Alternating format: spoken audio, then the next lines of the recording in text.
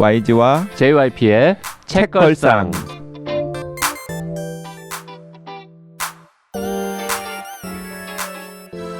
책에 관한 걸쭉하고 상큼한 이야기. YG와 JYP의 책걸상이 찾아왔습니다. YG 강량구입니다. JYP 박재영입니다. 야, 오늘 정말 어렵게 귀한 분 모셨습니다. 네, 제일 유명하신 분 아닌가요? 지금까지 책걸상에 출연하신 분 중에 제일 유명한 분? 박신양 배우도 있긴 했는데. 아니 뭐 나름 셀럽이라고 본인들이 주장하시는 분들이 있기는 했는데 적어도 그 책 판매 부수에서는 최고 아닐까. 1등이실 것 같은. 장강영 작가보다도 더 많이 팔리셨겠죠? 확인해 보도록 하겠습니다. 네. 어서 오세요. 휴남동 서점입니다.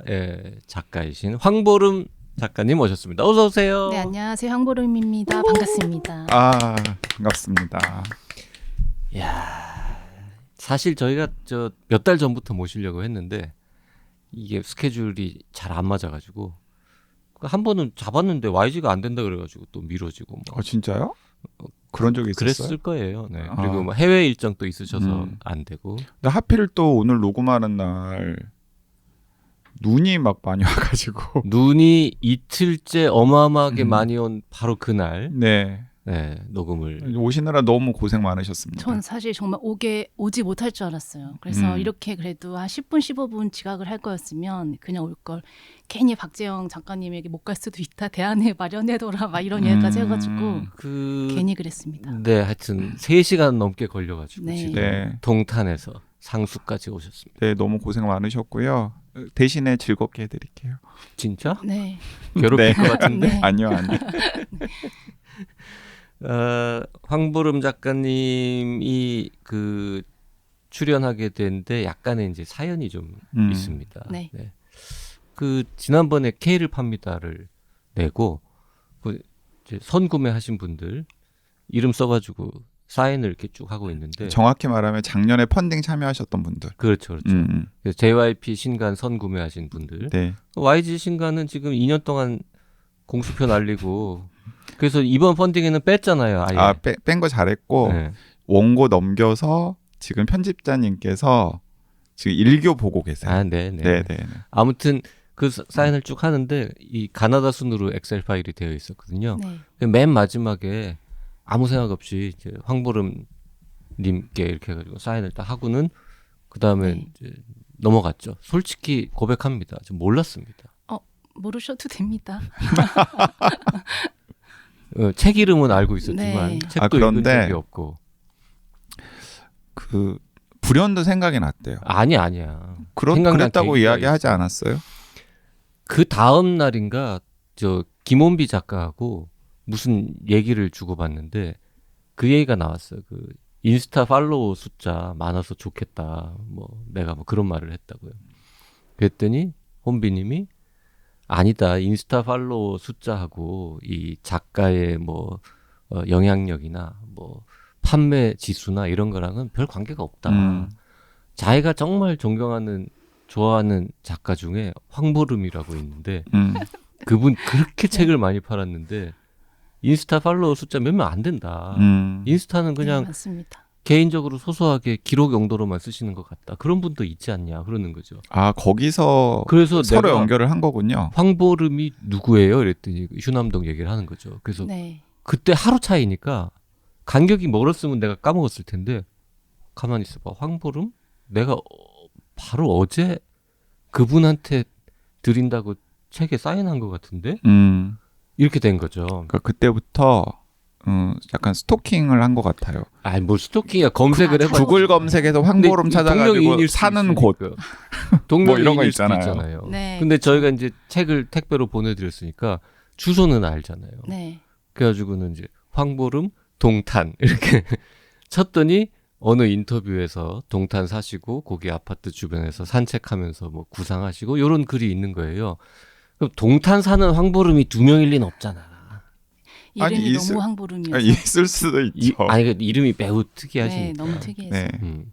그리고 책걸상 애청자, 책걸상을 듣는 이런 글 좀 쓰거나 읽는 사람 중에 동탄에 그 흔하지 않은 이름이 2분일 리는 없다. 그래서 확신을 가지고 제가 문자를 보냈죠. 그래가지고 문자로 황보름 작가님인 걸 확인을 한 다음에 되게 신났나 보더라고요. 그래가지고 득달같이 저한테 연락을 해가지고 너 황보름 아냐? 휴남동 휴남동 서점 읽어라. 읽어봤냐? 안 읽었으면 읽어라. 막 근데 그래. 저도 그 문자 받고 되게 좋았어요. 되게 좋아하는 프로그램이었는데 연락 주셔가지고. 아니 그렇게 좋아하는 프로그램이었으면 진작에 나도 듣고 있다 이러고 연락 좀 하시지 근데 그렇게 그랬어요. 오래되진 않았어요. 듣기 시작한 지. 작년부터 듣기 음. 시작했고 존재를 작년에 알아가지고. 네. 하여튼 그래서 황보름 작가님한테 작가님 맞으시죠? 여차저차 해가지고는 나 JYP인데 책걸상 한 번만 출연해 주시면 무한한 영광이겠습니다. 이러고 막 문자를 장문의 문자를 막 정말 평소답지 않게 공손하게 막 이렇게 보냈다. 이게 저 자세로. 근데 2시간인가 답이 없는 거예요. 1시간인가. 그래서 씹혔나 보다. 라고 이렇게 실망하고 있었는데 문자가 띵 왔어. 마침 지금 책걸상 들으면서 집 청소 중이었는데 청소하느라고 답이 늦었다고 출연하겠다고 네. 이렇게 된 저는 거죠. 매주 듣습니다. 네. 놓치지 않고 다 들었을 거예요. 아니 작년부터. 근데 저는 전혀 다른 경로로 황보름 작가님께 호기심이 조금 있었어요. 이게 왜 그랬냐면 제가 금음에 자주 출몰 하잖아요. 네. 근데 황보름 작가님께서도 금음에서 네. 책 읽기 모임 같은 것들을 가끔씩 하죠. 하시잖아요. 네. 근데 책들이 책걸상에서 소개한 책들이나 혹은 책걸상이랑 좀 약간 궁합이 맞는 책들을 소개하시는 경우들이 종종 있어가지고 저는 황보름 작가님이 굉장히 유명하신 작가님이라는 걸 알고 있었기 때문에 그렇진 않습니다. 이 작가님 책 읽는 취향이 책걸상이랑 되게 궁합이 잘 맞네 하면서 이제 항상 황보름 작가님 책 읽기 모임 같은 거 모집하는 광고가 뜰 때마다 저도 어떤 책 하고 이거 제가 쓰지는 않았지만 들어가서 무슨 대화 나누시는지는 슬쩍 몰래 훔쳐본 적은 있었거든요. 네. 내가 그래서 저도 약간 내적 친밀감 같은 거 조금 가지고 있었는데 책걸상을 들으시고 또 책걸상 후원까지 하셨던 독지가님이라고 하니까 역시 뭐 이런 식의 역시 역시는 뭔 뜻입니까? 역시 약간 우리 사람이었다 뭐 이런 거 있잖아요. 네, 우리 네트워크였다 이런 거. 근데 정말 겹치는 게 있어요. 제가 지금 읽고 있는 게 막 이게 여기 책걸상에서 이번 주에 나온다든가 막 그런 지난주 읽었는데 이번 주에 나오고 심지어는 휴남동 서점에서도 책걸상에서 소개한 소개했었던 책들도 있고 좀 나와. 그렇던데요. 맞아요. 조혜진 작가님 얘기하셨잖아요. 맞아요. 조혜진 작가님 책도 좋아하고 있고 팬이고. 네, 그다음에 저기 뒷부분에 나오는 켄타로프 너무 좋죠. 네, 켄타로프 플레인송 책도 역할도 했잖아요. 네, 저희 플레인송보다 사실은 이 책에 언급한 소설을 저희가 먼저 더 했거든요. 밤의 우리 영혼은. 밤의 우리 영혼을. 그런가? 네. 네. 그래서 그런 것들 보면서도 되게 겹치는구나라고 생각했습니다. 황 작가님 오늘이 아니라 이제 방송하게 됐다고 얘기했더니 혼비 작가가 자기도 뵙고 싶다고 녹음 때 와서 구경하고 같이 맥주 마시자고 그랬었어요. 근데 오늘은 안 된대 시간. 아니 혼비 작가 그런 공수표 너무 많이 날려요. 네, 저도 그 얘기 들었어요. 혼비 작가님이 오고 싶으셨는데 일정 안 맞으셔가지고 못 오게 됐다. 근데 제가 팬이거든요. 그래서 2년 전에 서울국제도서전에서 저도 사인회가 있었고 혼비 작가님도 사인회가 있는 거예요. 근데 전 혼비 작가님이 거기 오신다는 게 너무 기대돼가지고 제 사인회를 끝내자마자 달려가가지고 사인회 받았었어요. 그때 처음 뵌 거예요. 저도 2년 전에. 그때 처음 뵌 거는 저도 들었는데 두 분의 증언이 약간 다른데. 왜요? 왜요? 혼비 작가님이 황보름 작가님한테 가서 사인 받으려고 했는데 줄이 너무 길어가지고 포기했는데 지금 말씀대로라면은 혼비 작가가 줄이 더 길었다는 뜻이 되는데. 좀 시작 시간이 시간이 달랐구나. 그거는 정확히 모르겠고 전 팬이었어가지고 네. 가서 받았습니다. 그래서 그때 국제 도서전에서 이렇게 잠깐 얼굴 마주친 거 말고는 본 적은 없어요? 네, 없어요. 근데 제 기억으로는 정확하지 모르겠는데 페이스북에서 먼저 제가 팔로우를 했고 팬이어서 근데 그 뒤에 또 어떻게 인스타그램까지 이어지고 서로 이제 온라인으로 아 그러면서 없는 혼비 사이. 작가가 인스타 팔로도 몇 명 없는데 책은 많이 판단 말이야? 막 아, 그렇게 생각한 거야? 인스타는 그냥 소소하게 쓰시는 네, 거죠? 맞아요. 저는 그냥 정말 제 근황을 네. 알리는 정도? 안 하다 보면 까먹어요. 몇 아주 주. 가까운 지인들한테. 근데 제 마음, 근데 어느 순간부터는 이제 활동, 작가로서의 활동을 주로 올리게 돼요. 그 검색하면 찾기는 쉽습니까? 근데 잘 못 찾으신대요. 이유는 모르겠는데. 실명을 써놓으셨어요? 써놓은 것 같아요. 지금 그럼- 정확히 기억이 안 그러면은 나는데. 그러면 나올 대체로 텐데. 찾을 텐데. 이거 오늘 요 방송 나가면 한 최소 100명은 늘지 않을까 아, 싶은데. 네. 우리 저 문지혁 작가가 네. 이거 출연하고 나서 하루에 200명 유튜브 구독자 늘었다고 좋아했었거든요. 네, 그래서 저도 기대해 보겠습니다. 저희가 부탁하면 문지혁 작가님이 약간 굽히고 그냥 해주는. 이거 이 방송 듣고 웃으시겠다. 그런 거 아니라고. 문 작가님도 아마 듣고 있을 겁니다. 네. 그 어서 오세요 휴남동 서점입니다가 첫 번째 장편인 네. 거죠. 네. 그리고 아직까지는 두 번째도 없습니다. 유일한. 네, 유일한. 네. 하지만 이제 여러 권의 다른 책이 있으시고 휴남동 앞에 쓰신 책들이 있고 다 이제 스토커니까 제가 검색해봤는데 뭐 이렇게 저 회사 다니시다가 전업 작가로 도전하셔가지고 하다가 여의치 않아가지고 또 다시 회사 갔다가 근데 갑자기 휴남동 터져가지고 아싸 이러고 다시 전업 작가로 뭐 이런 스토리가 네, 있으시. 맞습니다. 네. 근데 이게 이 책이 두 번째 쓴 책이고 출간이 늦게 된 거예요. 그러니까 음. 출간 순으로는 네 번째 출간됐는데 쓴 건 두 번째. 아 음. 그리고 이 휴남동은 이제 그 브런치에 네, 맞습니다. 연재하신 거고. 네. 그 하여튼 그 살아온 얘기를 좀 해봅시다. 저 그렇게까지 인터뷰나 기사가 많지는 않더라고요. 이 책의 유명세에 비해서. 전 되게 많이 했다고 생각하는데 되게 힘들어요. 저는 인터뷰 하는 게. 그- 진이 빠져가지고 하고 오. 나면 방송도 힘드시잖아요. 그러면 그럼 인터뷰보다. 얼굴 나가고 이런 거는 못할 것 같고 지금 생각으로 너무 힘이 들어서 네. 근데 그 뭐 신문사에서 하는 인터뷰도 너무 힘들어서 많이 안 하게 되죠. 그래도 책걸상은 얼굴은 안 나가니까 네, 그냥 좀 그렇기도 편안하게 하고, 말씀하시면 될 것 같은데. 오늘도 네, 그 진짜 대본이 없네요 이러고 약간 당황하셨는데. 맞아요. 갑자기 이렇게 말하는 게 저는 어렵더라고요. 그 IT 회사에서 기획 이런 일을 하셨던 아니요, 거예요? 개발자셨는데? 개발자셨어요? 네, 개발자였습니다. 오. 개발자 캐릭터시네요. 그러니까. 그런가요? 그, 그 소심한 개발자는 사람 만날 때 자기 신발 끝을 쳐다보고 말한다고 어서 들었는데. 하는 아, 얘기가 맞아. 그런 있더라고요. 얘기 있죠. 네, 네. 근데 이제 그 좀 대범한 개발자는 남의 신발 혹시 상대방 신발 끝을 보고 말한다고 그런 농담 들었거든요. 그 휴남동 서점에 이제 주인공들이 몇 명 있잖아요. 네. 그러니까 저도 황보름 작가님한테 관심이 생겨서 인터뷰 같은 걸 찾아보고 그랬는데 약간 황보름 작가님이 가지고 있는 캐릭터를 정체성을 약간 등장인물들한테 조금씩 이렇게 나눠줬던 게 아닐까 이런 생각도 살짝 해봤었는데 혹시 근거가 있는 얘기인가요? 쓸 때는 몰랐어요. 네. 사실 저는 뭐 소설 어떻게 쓰는지도 몰랐고 작법 배운 적도 없고 네. 그리고 습작 기간도 없었어요. 네. 그러니까 이게 처음 쓴 소설이다 보니까 제가 이걸 쓸 때 나라에 넣고 있나? 그러니까 시체말로 이제 나는- 문창과 출신들은 약간 근본 없다고 아, 하는 그래요? 네네네. 너무 슬픈 말인데 근본 없다는 말이. 문창과 네. 출신들은 그런 이야기를 많이 네. 하시니까. 네. 근본 없는 작가 3명이서 지금 수다를 떨고 네, 있네요. 네, 네. 네, 근데 근본이 없어서 자유롭기도 했었던 것 네네. 같아요. 이렇게 뭐 누가 내 걸 읽을 거란 생각을 안 하니까 그냥 정말 마음 가는 대로 썼는데 지금 보면 조금씩 들어가 있는 것 같긴 해요. 그렇죠. 예. 그 LG에서 일하셨어요? 네, 몇 년이나? 7년이요. 그래도 대기업인데 연봉도 좀 될 거고 안정적인데 도대체 무슨 깡으로 마음이 책을- 안정적이지 않았어요. 좋아하지 않는 일을 하다 보니까 그쪽 분야를 전공하신 거 아니에요? 전공했죠. 그 전공 안 하고 개발자로 LG에 들어가긴 힘들 거 아니에요.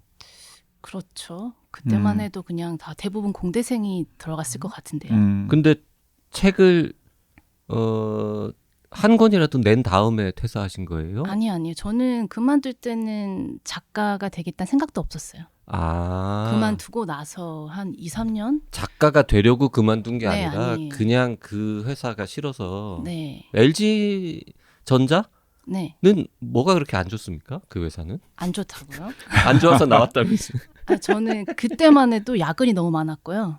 그리고 저는 그 개발하는 게 별로 재미가 없어요. 이렇게 글을 쓰다 보면 글은 잘 쓰고 싶잖아요. 그러니까 막 시간을 들여서 노력하게 되고 어떻게든 시간을 뽑아내서 쓰게 되는데 개발을 할 때는 잘하고 싶은 마음이 없었어요. 그냥 민폐만 끼치지 말자 이 생각이 그 휴남동 서점에도 약간 업에 대한 고민이 많이 나오잖아요. 네, 그러니까 좋은 직장이고 심지어는 적성을 찾아서 간 직장이라고 하더라도 그 직장에서 소진되었을 때 그걸 견디지 못하는 네. 좀 벗어나야 되겠다라는 생각을 하는 그건 좀 본인의 경험이랑 좀 맞닿아 있는 거네요. 네, 아마 그럴 거예요. 네. 그러니까 제가 그래도 7년이나 다닐 수 있었던 건 그러니까 전 운이 좋아서 좋은 사람들을 너무 많이 만난 거예요. 아, 회사에서? 네, 회사에서 네. 그 직장 동료랑 상사들이 좋은 사람들이 너무 많았어요. 그래서 그 사람들하고 친구처럼 지내면서 좀 이겨냈던 건데 만약 그것마저 없었으면 더 일찍 그만뒀을 그러니까 수도 있고요. 사실 회사 가면 진짜 쓰레기들만 있는 경우도 많잖아요. 진짜. 아, 그런 회사도 다녀봤습니까? 있죠. 아니 그리고 약간 그 무슨 총량의 법칙이라고 하잖아요. 그러니까 어디든 진짜 빌런들이 있죠. 궁합이 안 맞거나 나랑 궁합이 안 맞거나 진짜 모두가 싫어하는 사람들이 있고 또 그 사람들이 또 분위기를 주도하거나 또 힘이 있어가지고 사람들을 괴롭히는 경우가 많이 있거든요. 근데 진짜 좋은 분들이랑 우리 같이 회사에는 빌런이 없다고 느껴지면 자기가 빌런이라며. 네. 네. 저 지금 보고 있잖아요. 운이 청년의사의 빌런은 누굴까? 우리 회사에는 없는 것 같은데.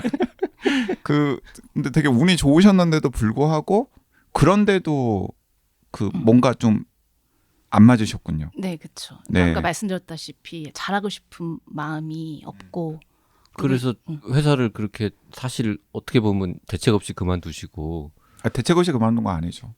왜냐하면 되게 든든한 퇴직금과 에이, 7년 일해갖고 퇴직금으로 뭐 그래도 대기업에서 7년 일하고 퇴직하면 어쨌든 간에 몇 년이나 버틴다고. 그 연배에서는 약 좀 목돈이라고 생각되는 돈을 가지고 나가게 되죠. 그렇긴 하겠죠. 네네. 네. 그래서 그만두고는 뭘 하시다가 글을 쓰게 그냥 되는 시간 거예요? 죽였어요.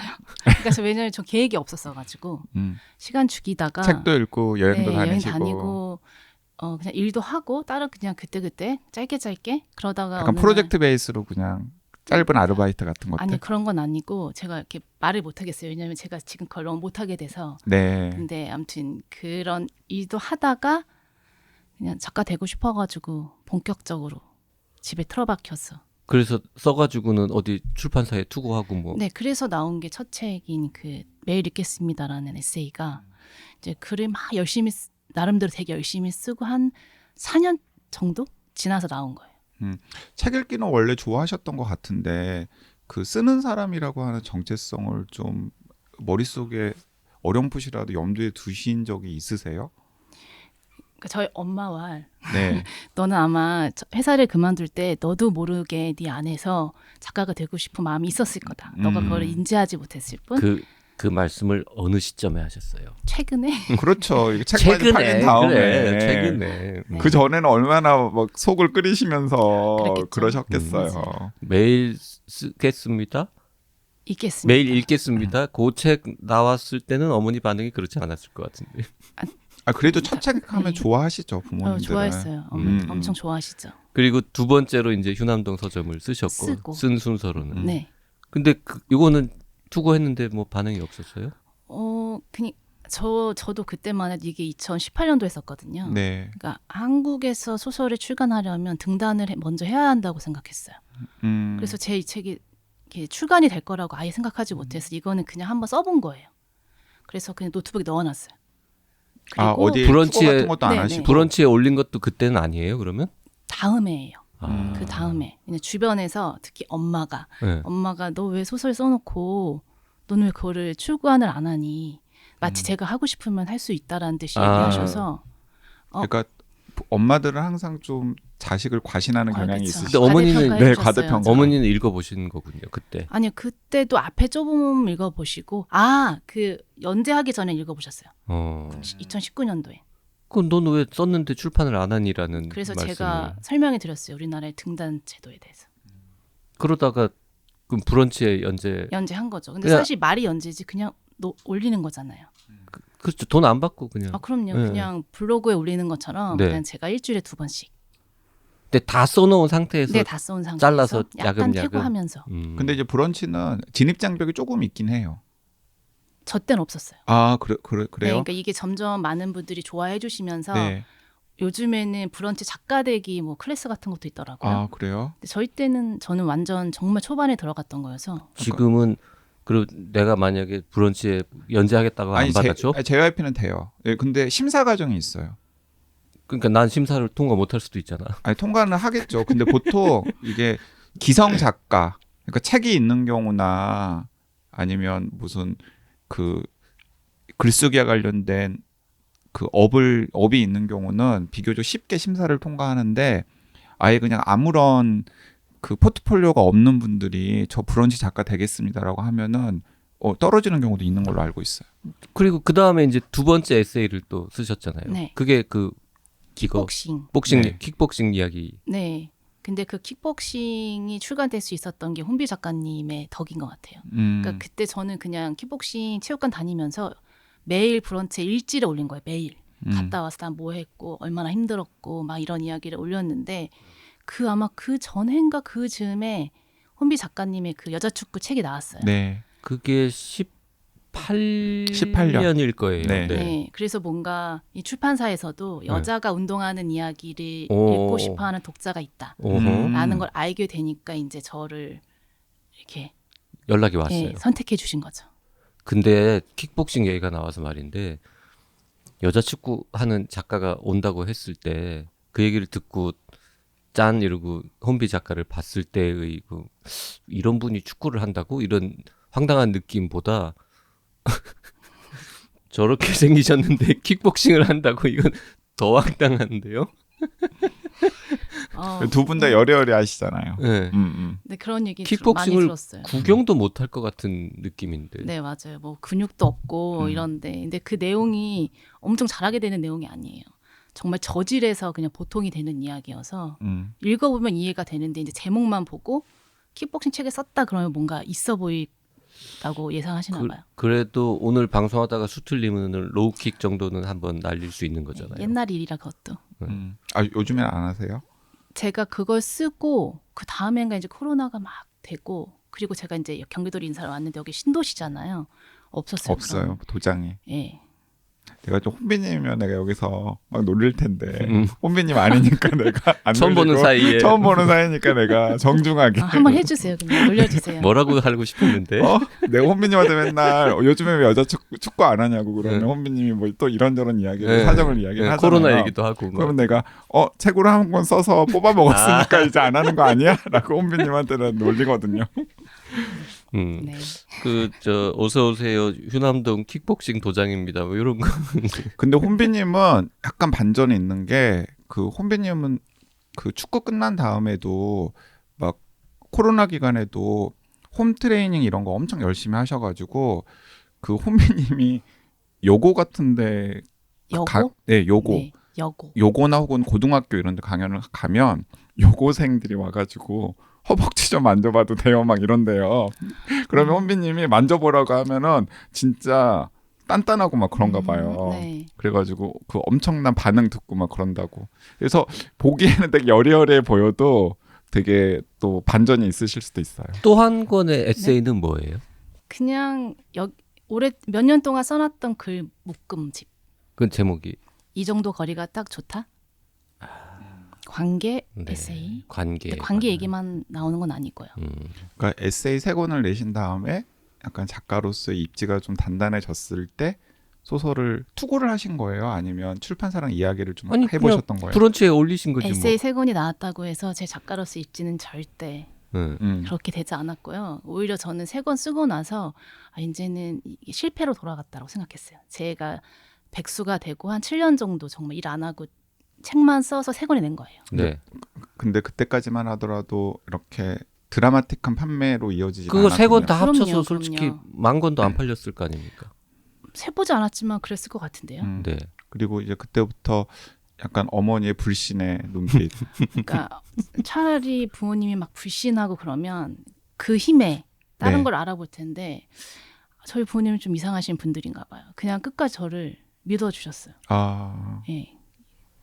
그러다가 그 그러다가- 브런치에 올린 글을 보고 아니에요, 출판사에서 아니에요. 그 브런치에 예. 2019년도에 올렸고 제가 지금 이 해를 정확히 기억을 못하는데 공모전이 있었어요. 네. 밀리의 서재랑 브런치랑 함께 네. 공모전. 전자책을 출간해주겠다고 하는 공모전. 네. 근데 저는 이미 브런치에 올려놨잖아요. 네. 그래서 그냥 그걸- 클릭만 하면 출품이 되는 거였어요. 그랬는데 거기서 된 거예요, 거기서. 1등. 아니요, 그냥 수상작이 뭐 10개인가 20개인가 있었어요. 음. 1등도 아니고 그냥 여러 개 중에 하나. 네, 10개인가 20개가 수상작이었고 그 책들이 다 밀리의 서재 전자책으로 출간이 됐어요. 그리고 그때 그 종이책 출판사 몇 곳이랑 그렇죠. 뭔가 이렇게 밀리의 서재 브런치 이렇게 협약을 맺어가지고 픽하면 이렇게 책을 내는 그러면 뭐 그런 게 밀리랑은 있었죠. 전자책 아니에요? 계약만 한 거고 이 네. 클레이 하우스라는 회사랑은 그러니까 지금 그 YG님께서 말씀해 주신 건 아마 브런치북 대상 프로젝트인가? 예, 브런치북 프로젝트인가 일 거예요. 그거는 애초에 뽑히면 종이책 출간이 되는. 아. 그래서 이미 출판사들이 들어와 있는 거였고 아 이건 네. 그런 게 아니었어요. 이거는 그냥 좀 이벤트성으로 예. 그냥 밀리의 서재와 이 브런치에서 전자책을 출간해주는. 근데 전자책 나오고 난 그 다음에 상금도 없고 그냥 전자책으로 만들어 주기만 하는 상금 전 지금 기억이 안 나는 거 보니까 제가 거의 기억력이 진짜 안 좋아요. 있어도 아주 거의 없는. 그럼 종이책으로는 어떻게 근데 이제 전환이 된 밀리의 거예요? 서재 그 공개가 됐잖아요. 그 전자책들이. 네. 근데 많이 읽어주셨어요. 휴남도 아. 서점을. 그리고 댓글이 음. 너무 좋았어요. 댓글이. 음. 꼭 읽고 싶다. 종이책으로 해달라. 그래서 이제 밀리의 서재 쪽에 연락이 왔겠죠. 출판사 등에서 네. 종이책으로 출간하고 싶다라는. 그렇게 반응이 좋았으면 민음사나 무슨 문동이나 이런 거기서 데서 연락이 안 왔을 것 같고요. 네. 근데 그 중에 하나 밀리의 서재가 좀 추천해준 출판사였어요. 근데 솔직히 클레이 하우스라는 회사 이름을 네. 휴남동 전에는 한 번도 들어본 적이 없는 작은 회사 아닙니까? 1인 출판사였고 지금은 있거든요. 다른 직원분들이. 근데 지금 이때는 아마 이게 4번째인가 그랬어요. 근데 이게 지금 이 그 JYP도 그렇고 그 여기 방송 듣는 청취자들도 약간 갭이 있을 텐데 엄청 문턱이 높아요. 어디가요? 창비, 문지, 문동, 민음사는 기본적으로 등단하지 않은 작가들의 원고를 검토하는 것조차도 되게 사실은 쉬운 일이 아니에요. 그게 저 소설이든 뭐 에세이든 에세이든. 왜냐하면 그럴 수밖에 없는 게 그 내 출판사의 문학 편집자들 자체가 등단한 시인이거나 소설가이거나 혹은 평론가이거나 그런 경우가 거의 대부분이고 그분들 자체가 국문과나 문창과나 이런 베이스에 계시는 분들이기 때문에 이게 그냥 귀로 듣거나 아니면 만나서 이야기를 해보면은 엄청 높아서 아마 그 거들떠 보지도 않았을 거예요. 솔직히 말하면 진짜. 그렇게 문턱이 높은 민음사에서 최근 JYP 책이 나왔죠.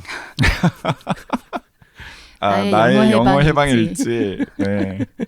네, 오늘 저 두 분께 드렸습니다. 좋으시겠어요. 네. 아 갑자기 지금. 네. 그래서 그 펀딩 시즌인데 오늘 방송 더 열심히 해야 되는데 지금 너무 느슨하게 평소처럼 하고 있는 것 같습니다. 아니에요. 열심히 하고 있는 거 아니에요. 지금 이 정도면. 그 휴남동 서점 얘기 좀 이따 뭐 계속 하겠지만 그 책걸상은 그 와중에 언제부터 들으신 거예요? 1년 넘게 들었어요? 작년 즈음에 초반 즈음에 그냥 존재를 알았어요. 저도 금음에서 봤는지 어디서 봤는지 모르겠지만. 되게 그냥 늦게 진입하신 거네요. 네. 금음에서 보셨겠다. 네. 왜냐하면 작년에 금음에서 책걸상 관련해서 네. 여러 가지를 했으니까. 그래서 듣기 시작했고 그러다가 제가 작년 봄쯤에 안구건조증이 굉장히 심하게 와서 몇 개월 동안 아예 아무것도 못 봤어요. 읽지도 못하고 뭘 보지도 못하고 그때 이제 책걸상을 앞에부터 이렇게 정주행 느낌으로 쫙 다 들은 거예요. 그 거의 다 들으셨어요? 그 많은 걸? 그래도 한 80%는 듣지 않았을까 싶어요. 와. 그러니까 저는 볼 수가 없으니까 이걸 계속 저의 정말 위로해준 그런 네. 프로그램이었죠. 그 지금 당시. 저희가 한 800회 가까이 갔으니까요. 이거 시간으로 따지면 한 500시간 이상 걸리는 건데 다 들으려면 야 많이도 했다. 그러다가 급기야는 이제 제작비 펀딩에까지 네, 참여하시고 그 펀딩을 아마 하고 있는지 몰랐을 텐데 장강명 작가님이 그거 아마 공유해 주셨을 거예요. 네. 근데 저는 그 팔로우를 하고 있어가지고 YG의 눈물의 편지를 혹시 눈물의 호소문을 그거는 못 봤어. 그걸 봤나? 아무튼 장강명 작가 때문에 알게 되어서 네, 펀딩을 하고 있다는 걸 알고 네. 저희 고마운 마음을 저희 네. 몇 개월을 좀 책임져준 네. 이 방송에 내가 뭘 할 수 있을까? 몇 그래서- 개월이나 책임졌는데 조금 저- 조금 더 내실 수 있지 않았을까요? 아니 그 정도의 애정은 아니셨던 거지. 그 그 정도의 정도도 애정은 고민 많이 아, 한후 고민 많이 한후 했다. 지금 펀딩 기간입니다. 네, 현재 네. 하고 있는데 네. 그럼 올해도 참여 요- 해주시는- 올해는 그렇게까지 위로를 받지 그러면 하겠습니다. 펀딩은 하겠습니다. 액수가 줄어들겠군요. 오히려 작년보다. 그 말이 다르잖아요. 뭐 황보름 작가님 모시면 네. 펀딩이 엄청 도움이 될 거라면서요. 그렇게 지금 잘못 보셨나 봐. 그 언제 저희 그 네. 독지가들하고 오프라인 무슨 행사 같은 거 할 때 잠깐 오셔가지고 이렇게 특별 출연 같은 거 이런 건 가능하시겠습니까? 네, 막 혼자 시간 막 맞으면. 말하는 거 아니면 돼요. 네. 왜냐하면 그 저희 그 책걸상 청취자 독지가님들 중에도 알게 모르게 약간 글 쓰는 사람에 대한 로망 같은 게 있으신 분들이 많이들 있으시더라고요. 근데 그 황보름 작가님은 그냥 평범한 직장인이었다가 이제 작가로 이렇게 성공적으로 변신을 하신 거니까 그런 이야기를 그냥 들려주는 것만으로도 되게 위로를 받고 뭔가 시도를 해보겠다라고 생각하시는 분들이 꽤 있으실 것 같아요. 하여튼 그래서 연락 온 출판사들 중에서 한 곳을 골라서 계약을 하신 네. 겁니까? 그 클레이 하우스는 건물 올렸겠어요? 그 정도는 아니지 않을까 싶은데. 몇 그래도 부, 확장이 좀 됐죠. 몇 부쯤 팔렸어요? 30만 부는 넘었다고. 한국에서만 네, 한국에서만. 전 세계로 따지면 전 세계로 그러니까 이게 한 해 1년에 한 번 뭔가가 네네네. 오나 봐요. 그래서 이게 뭔가 아직은 정합이 안 됐는데 어디 에이전시 대표님이 한국보다는 많이 팔렸을 거라고. 그 몇 한국에서보다. 개국에 지금 번역이 되어 있어요? 이게 개국으로 말하면 너무 많아서 언어로 언어로 30개 넘어요. 30개. 개국으로 따지면 그러면 한 더 4, 많겠죠. 5, 더 6개. 많아지죠. 그렇죠. 왜냐면 스페인어, 영어 이렇게 나가면 더 음. 많이 뻗어나가니까 네. 네. 언어가 이상이 30개면은 될 거예요. 그냥 전 세계를 다 전 세계를 커버하는 거 웬만한 아닌가? 거다 커버. 네, 어제 들어온 건 아제르바이잔. 아제르바이잔. 네, 그것도. 이야. 그리고 올해 4월에 그 일본의 서점대상 네. 받으셨잖아요. 네, 감사하게 또 네. 받았습니다. 한국 말고 축하드립니다. 제일 많이 팔리는 나라는 혹시 어딘지 들으셨어요? 그냥 감으로 그냥 네. 제 느낌으로 하자면 영국이나 터키? 터키, 브라질에서 되게 많이 읽어주세요. 아, 놀랍게도 브라질 분들이 한국 문화에 관심이 되게 많대요. 잘 지금 JYP 지금 눈 지금 시기 질투로 지금 막 번쩍번쩍하는 거 하는 거 보세요 지금. 시기 질투가 아니라 어떻게 하면은 저기 좀 아는 국제 네트워크에 빌 붙어가지고 내 책도 좀 수출해 볼까 뭐 이런 이제 생각을 하고 있는 거죠. 시기 질투라니요 지금. 책이 좋아야 돼요. 존경의 마음으로. 그 솔직히 이렇게 될 줄 몰랐잖아요. 30만 부든 뭐 30개 언어든 간에. 그럼요. 저는 이거 출간되는 것, 전 전자책으로 출간됐을 때도 이미 되게 만족한 상태였어요. 그 클레이하우스 대표님도 꿈 같다고 생각하시죠? 그쵸. 이렇게까지는 예상하지 못했을 것 같아요. 그 편집자 출신 1인 네, 맞아요. 1인 출판사 대표님이셨잖아요. 네. 아마 편집자 생활 하시면서 그냥 그 편집자들 사이에서 딱 한두 번 뭔가 대박의 기회가 오는데 그걸 딱 잡았다고 생각하실 수도 있겠다. 그 어느 순간에 이렇게 막 많이 팔리고 할 때 기분은 어떻습니까? 제가 한 번도 그런 경험을 안 해봐가지고. 나의 영어 해방일지가 그렇게 될 것 같은데. 에이, 그럴 리가요. 아니 오늘 기운 받아가지고 아, 오늘 기운 받아가지고 또 이게 요즘에 우리나라 그 용어가 기운이잖아요. 유행 기운. 나오자마자 막 잘 팔렸어요? 아니면 이렇게 어느 순간에 뭐 계기가 있었어요? 나오자마자였어요. 나오자마자. 그래서 쇠 속도가 찾는 속도를 못 따라가서 예약이 계속 이렇게 걸려 있었어요. 아니 초반에. 그러니까 사실 그래서 제가 좀 고백하자면은 그 휴남동 서점이라는 책의 존재는 당연히 알았을 것 아니에요. 그 출판 시장에 관심이 있는 사람이니까. 근데 거의 출간과 동시에 베스트셀러 상위에 올랐던 걸 기억을 하고 그래서 저는 그냥 약간 편견을 가지고 있었어요. 아니 그 편견 얘기를 하자면 아니, 그러니까 약간 좀 기획성 상품이라고 생각을 했었던 거예요. 저는. 이거 전에 무슨 비슷한 느낌의 표지와 제목으로 성공한 책들이 있었죠. 세탁소든 뭐 백화점이든 뭐 편의점이든 뭐 이런 시리즈 있잖아요. 이걸 그리신 반지수 작가님께서 제가 요즘에 이렇게 책 제목 같은 게 생각이 안 나요. 네. 불편한 편의점을 그리셨나? 아무튼 그럴 그렇죠. 거예요. 네. 네, 그래서 그 느낌은 비슷할. 그러니까 그 불편한 편의점이 먼저잖아요. 네, 맞아요. 그래서 저는 그 불편한 편의점 뭐 어쨌든 그 국내 그리고 국외에 비슷한 느낌의 책들이 좀 있었던 것 같아. 뭐 미드나이트 라이브러리 뭐 이런 책도 있고 그래가지고 근데 이제 그런 책들 중에 제가 한 권을 읽고서 조금 실망했던 적이 있어가지고 그러니까 저는 그런 유행에 편승해가지고 출판사에서 기획성으로 만들어낸 책이라고 딱 생각을 했고 심지어는 요즘에도 출판사들도 출판사 자체의 이름은 낯설지만 사실은 굉장히 큰 출판사의 뭐 약간 인프린트 뭐 이런 경우도 종종 있고 그래가지고 그냥 꼼꼼하게 따져볼 생각을 하지 않고 그냥 머릿속에서 그냥 그렇게 딱 그냥 편견을 가지고 있어서 제가 직접 사가지고 읽어볼 생각을 못했었던 거예요. 그 YG나 JYP는 솔직히 이런 느낌의 표지에 이런 느낌의 제목을 가진 소설을 그냥 살펴보지도 않잖아요. 우리 고백하건데. 아니 근데 또 그런 맥락이 있었다라는 걸 제가 지금 설명을 막 드리는 걸 좀 약간 구질구질하게 왜 내가 먼저 못 읽었다 이런 얘기를 하기 위해서 그런데 황보론 작가님께서 이미 그렇게 대꾸하셨다면서요.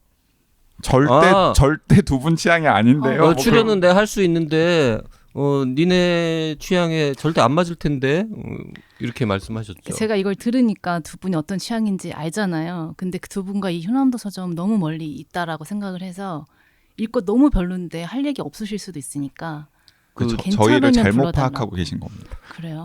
네. 우리가 되게 이렇게 냉정하고 차갑고 뭐 그 못돼 처먹은 사람들이라고 생각하시는 거죠, 평소에? 아니 너무 이렇게 막 서스펜스 있고 막 쫄깃쫄깃하고 피 튀기고 막 이런 이야기 좋아하시니까 네. 이렇게 잔잔한 이야기를 아니 안 전혀 좋아하실 그렇지 거라고. 않아요. 그래서 저는 이제 그런 편견을 가지고 안 보고 있었는데 그때 이제 그 황보름 작가님 출연 막 독지가 뭐 깜놀 뭐 이런 얘기를 혼비님하고 했다 그랬잖아요. 혼비님이 뭐라 그랬냐면 그 표현은 정확하게 기억이 안 나는데 이제 소위 그 힐링 소설 혹은 뭐 이렇게 그런 느낌의 수많은 소설 중에서 일단 휴남동이 최고다. 휴남동은 읽을만하다. 딴 거는 내 모르겠다만 이라고 얘기했어요. 그래서 읽었죠. 그랬는데 와 YG도 읽고 나서 깜놀했거든요. YG는 뭐라 그랬냐면 한국의 미우라 시온인 것 같다. 네, 미우라 시오는 몰라서 제가. 네, 한국의 미우라 시온이라고.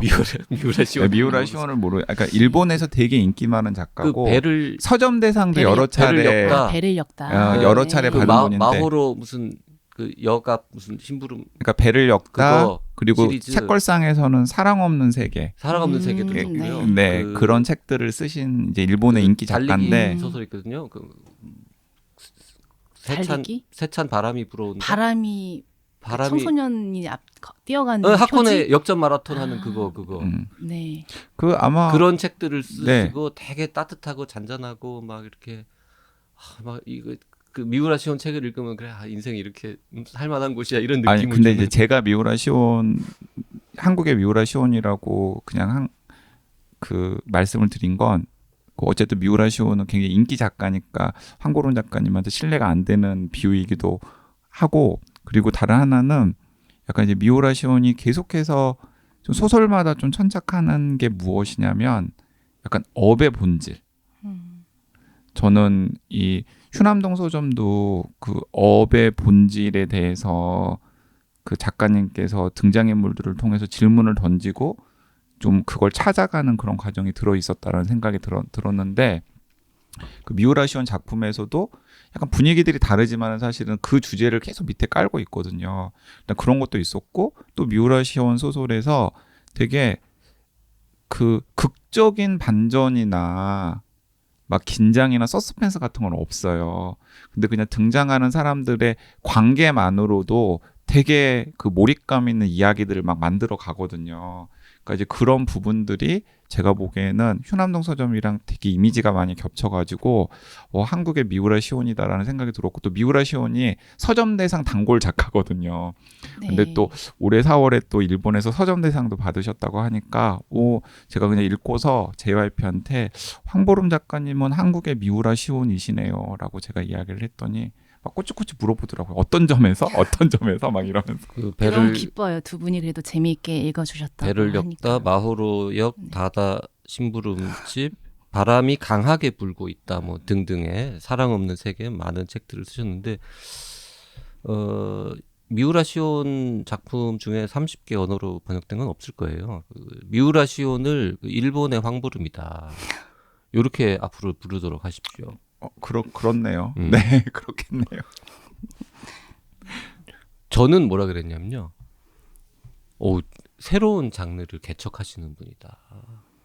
이거는 소설과 에세이의 장점을 절묘하게 맞아요. 결합해서 소설이긴 한데 일반적으로 우리가 소설이라고 생각하는 거랑 뭔가 좀 느낌이 다른. 그래서 소설을 꼭 사람이 읽어야 돼 이렇게 생각하시는 분들 그리고 에세이는 너무 밋밋해서 이건 남의 일기를 내가 읽어야 돼 이런 양쪽 독자를 다 이렇게 끌어올 수 있는 야 놀랐다. 나도 아마 안 되겠지만 이런 스타일로 새로운 글쓰기 작업에 도전해볼까 이런 느낌을 받았다고 저희가 대화를 그러니까 했었죠. 저도 황보름 아류 한번 돼볼까 이런 생각했었다니까요. 근데 제가 정말 남자 배우지 황보름? 않아서 쓸 수 있었던 것 같아요.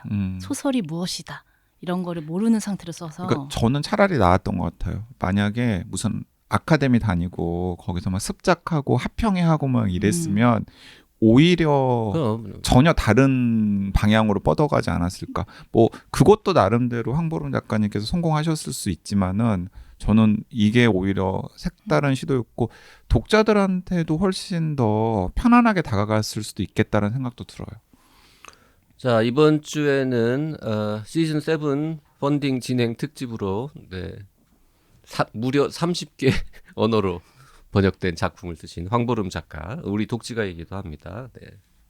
어서 오세요. 휴남동 서점입니다. 이야기 나누고 있습니다. 책 내용에 관해서는 정말 한마디도 안 했군요. 댓글 읽고 댓글 넘어갈까요? 읽고 네네네. 이번 편은 마무리하겠습니다. 네. 플라님 국문과 가면 노벨상 탄다는 댓글 반응에 JYP님의 그렇지 않습니다. 이 단호함이라니. 이미 증명하신 한강 작가님 포함 박평님, 조혜진 작가님 그리고 모처럼 자부심 좀 가져보려던 저까지 한 방에 보내시네요. 플라님도 국문과 나오셨나 보다.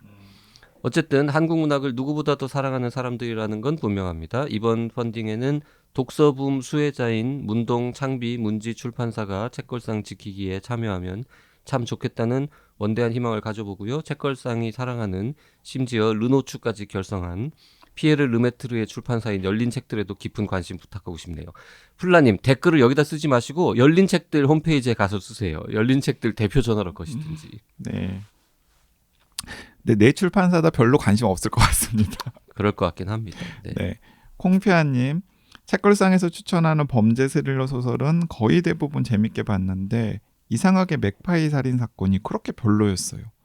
아주 강력하게 추천해서 기대치가 높아서 그런가? 중간에 뚝 끊어졌을 때 그 도발적인 전개가 싫어서 템포를 훅 끊는 그 잔인함? 네, 이런 댓글 주셨고요. 제키님께서도 저도 후더닛보다는 하우 와이더닛이 훨씬 취향에 맞아요. 맥파이 살인사건 재밌게는 읽었지만 이상하게 좋지는 않았습니다. 근데 또 흑내성은 본격 추리물임에도 불구하고 상당히 매력을 느꼈습니다. YG님 말씀대로 전국시대라는 역사적인 배경이 무겁게 깔려 있어서 추리가 더 돋보였던 것 같습니다. 네, 그래그레요님은 먼저 책걸상에 대한 애정이 식은 게 아님을 밝힙니다. 펀딩 언제 하나라는 말이 목구멍까지 나오지만 어렴풋하게 알 것 같은데요. 두 분 YGJYP와 박평 혼비님까지 돈 되지 않는 일에 애정을 쏟고 주변인들에 대한 마음의 빚까지 그리고 실제 돈까지 네, 특히나 YG님은 현생도 녹록지 않으시고 저는 비할 데가 없지만 작은 불편한 게 있으면 뭐든 마음 편하지 않은 법이잖아요. 다시 시작하려면 더 어려울 수도 있겠지만 잠시 쉬셔도 되어요. 마음 편히 방송하실 수 있을 때 다시 또 웃는 얼굴로 만나면 어떨까 싶어서 댓글 남겨봅니다. 내가 큰 손이어야 하는데 휴 흑흑 유유. 네. 네, 이게 그레그레오님의 이 댓글은 약간 협박 아닌가요? 반협박. 예를 들면 뭐 다시 시작하려면 더 어려울 수도 있겠지만 점점점. 그래그레요님도 펀딩에 참여 이미 하신 것 같은데요. 네네. 네, 지금 저희가 시작한 지 며칠 안 됐는데 한 목표 금액의 절반 가까이 달성하고 있습니다. 오늘 방송 나가면 이제 5일 남는 거죠. 그렇습니까? 그렇지 않아요? 8일까지인가요? 아 그렇겠네요. 네. 네네. 지금 이제 녹음 시점이랑 또 업로드 시점이 다르니까. 네. 요 방송 나갈 때쯤이면은 뭐 한 60-70% 정도까지 갔을 것 같은데 아직 네. 부족할 겁니다. 네, 많이 부족할 것 같습니다. 네. 그래서 그리고 저희 이 펀딩 이 진척 추이를 굉장히 초조한 마음으로 보고 계신 분이 계세요. 저 강화도에 있는 모 선생님 계신데 지난번에 워크숍 오셔가지고 모자라면은 자기 오토바이를 한 대 팔겠다고. 네, 그러면 이제 큰일 살 나거든요. 떨리시겠네요. 오토바이가 9대 있으시거든요. 다 파신다는 거예요. 아니요, 한 대, 한 대. 그중에 한 대를 네. 팔면은 좀 비싼 거 파시겠죠. 네, 그래도. 한 대를 팔면은 저희 그 1년 제작비를 마련하실 수 있더라고요. 그래서 그러면 우리 9년 더 할 수 있는 거냐고 우리가 막 놀렸었거든요.